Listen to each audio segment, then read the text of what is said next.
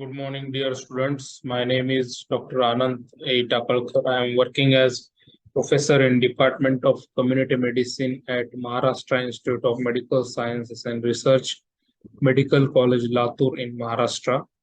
First of all, I would like to be thankful to the eConnect team, eConnect team, and patrons of IAPSM body for providing me an opportunity to stand in front of you for delivering some eConnect classes for undergraduates. In that, we are going to discuss about the communication for health education, a lecture series for it. For today's discussion is concerned, the learning objectives are at the end of the today's session, the student should able to brief or know what is communication.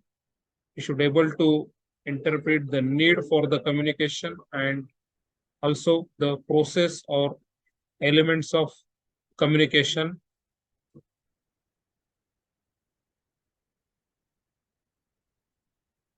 As we know, the process of communication is nothing but transferring the information,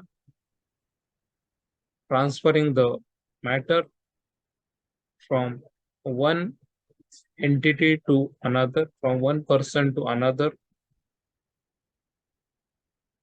It is also defined as imparting or exchanging or interchanging thoughts, opinion, information, either by speech or through writing or through the various signs or gestures. Now we know that communication is really important. Without communication, we cannot tell to our fellow colleague, or even without communication, I can't express my views to you people. So why this there is need for the communication? Basically, as far as the process of health education is concerned, imparting the knowledge to the people is concerned, it is a process that is necessary to pave the way for the desired changes in the human behavior and inform to the individuals and the community participation to achieve the predetermined goals. So the ultimate goal of all communication is to bring about change in the direction, that is desired direction, desired changes in the person or the audience or in the community who receives the communication. And the changes are expected at three different domains or three different levels, like cognitive level, affective level, and psychomotor level. Cognitive level is nothing but increase in the level of knowledge. Affective is change in the existing pattern of behavior and attitude. And third one is psychomotor, means acquiring some new skills, some new procedures in the individual. So the cognitive level will help to think the person to increase his knowledge. Affective domain, affective level will help him or the community person to think on making the changes in the existing pattern, which will help to carry out the action, and that is nothing but the psychomotor level. So any of the level, the change, if they takes place, the goal of the communication is achieved. So how this communication process takes place, that we will see now. There are 5 different components. Each and every component is important as far as the process of communication is concerned. The first component is the sender, which is also called as a source. Second component is audience, is also called as a receiver. The third component is a message or content of the communication. Fourth component is the channels of communication or medium. And the fifth which is the last component, but very, very important, without which communication cannot be said to be an effective one, that is the feedback or the effect. Here you can see the schematic representation of process of communication from sender to receiver and again back from receiver to sender in the form of feedback.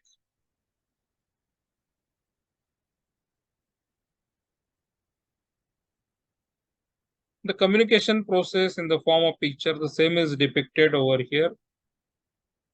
Now let us see one by one the different components of the communication process. The first component is a sender or a communicator, who is a source of the message. And as we know that to be an effective communicator, the sender or the person must know the objectives of communication, which are clearly defined. Who is the audience to whom the message is to be sent? What are the interest areas? What are the needs of the audience? Then the selection of effective ways or methods or channels of communication, and the professional credentials of the sender, and the limitations. The second component is the receiver or audience, and without audience, communication is nothing but a mere noise. So as far as the audience are concerned, we are having two types of audience. One is a controlled audience and other one is an uncontrolled audience. A controlled audience is held together by a common interest and is also called as a homogeneous group. Say, for example, you all are a controlled audience. You are gathered here for getting the knowledge through the lecture class, or if not lecture class, at least for the sake of attendance. So the interest is a common one, and that's why it is called as a controlled audience. Whereas the uncontrolled audience is a free, which is gathered to the different motives or out of curiosity. The example is, you can see a mob or gather on the roads following an accident is a nothing but uncontrolled audience. The third important component is the message or the information which the communicator transmits or gives to his audience, which will be received, understood, accepted, and then acted upon. So it may be in the form of words, it may be in the form of pictures, or it may be in the form of signs. So the health communication may fail if the message is not clear. Characteristics of a good message is the message has to be in line with the objectives. It should be meaningful. The message to be based on the felt needs. So communicator should understand well in advance what are the felt needs of the audience or felt needs of the community. If the felt needs of audience are different and the message given is a totally different one, then the communication and the effect will not take place. It should be specific and accurate. Message has to be a timely and adequate, fitting the audience. It should be interesting, and moreover, the communicator must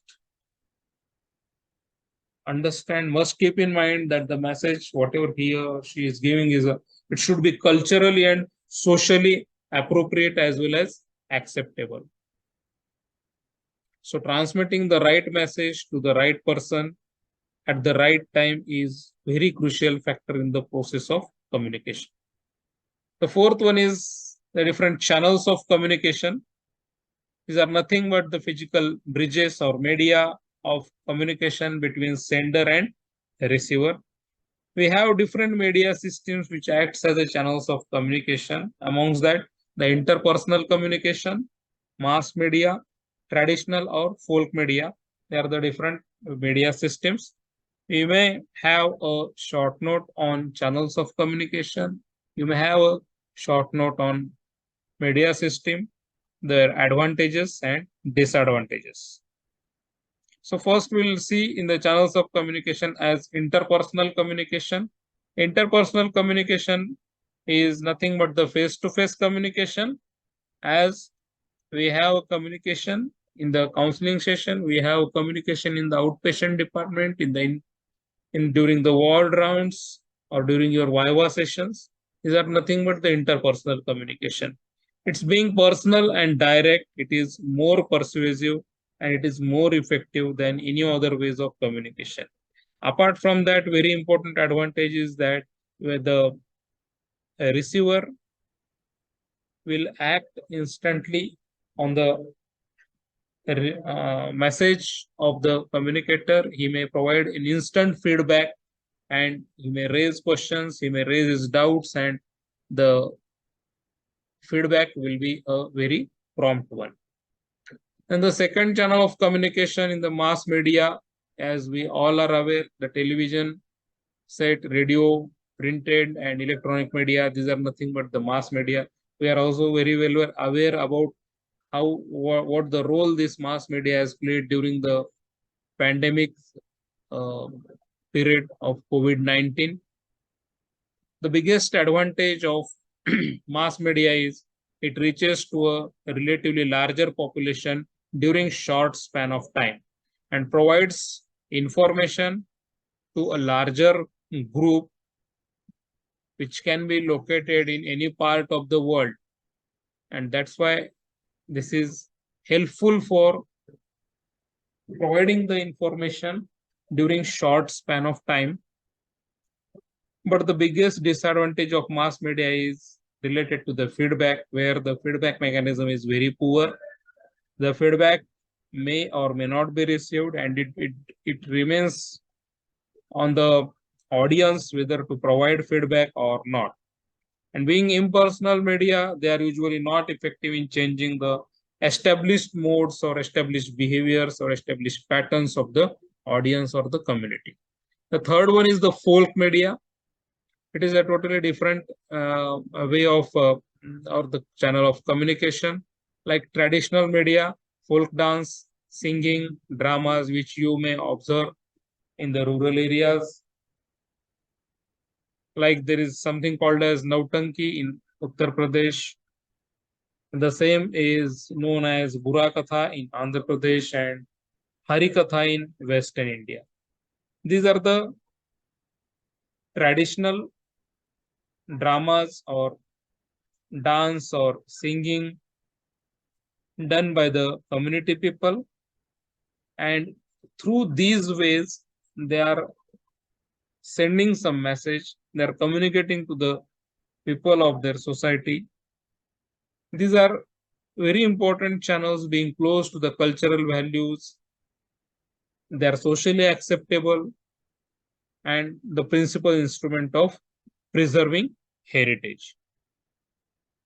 So the every channel of communication has its own advantages and disadvantages. This fact has to be understood by the sender or communicator, and that's why one has to use one or the many methods or optimum combination of methods or channels of communication for delivering the message or the content of health education to the community or to the audience. The last but very important component of process of communication is feedback. Without feedback, the process of communication is not complete or not effective, we can say, because feedback is the flow of information from the audience back to the sender, and this is the reaction of the audience to the message that is being provided by the sender. So based on the understanding capacity of the audience, they will react on it, they will raise objection, they will ask questions, or they may give positive or negative feedback in either of the ways. And This feedback is very prompt and immediate in interpersonal communication. In mass communication, it may take some time. Now, this feedback is very important because the communicator or the sender has to understand what mistakes or what corrections needs to be done. Are there any more scopes for the improvement of the content of the message for its effective delivery? And accordingly, the communicator may make corrections or rectify his errors.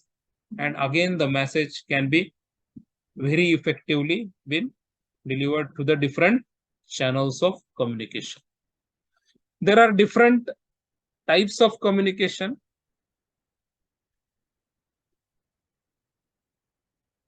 Has been listed over here. The one-way communication, two-way communication, verbal communication, non-verbal communication, formal and informal, visual, telecommunication, and internet. Of course, this part we are going to discuss in the next session. So here we'll stop with the objectives of the lesson, which we have focused on the very first slide about what is communication, what is the need for the communication, and the process of communication along with its component. Thank you, one and all.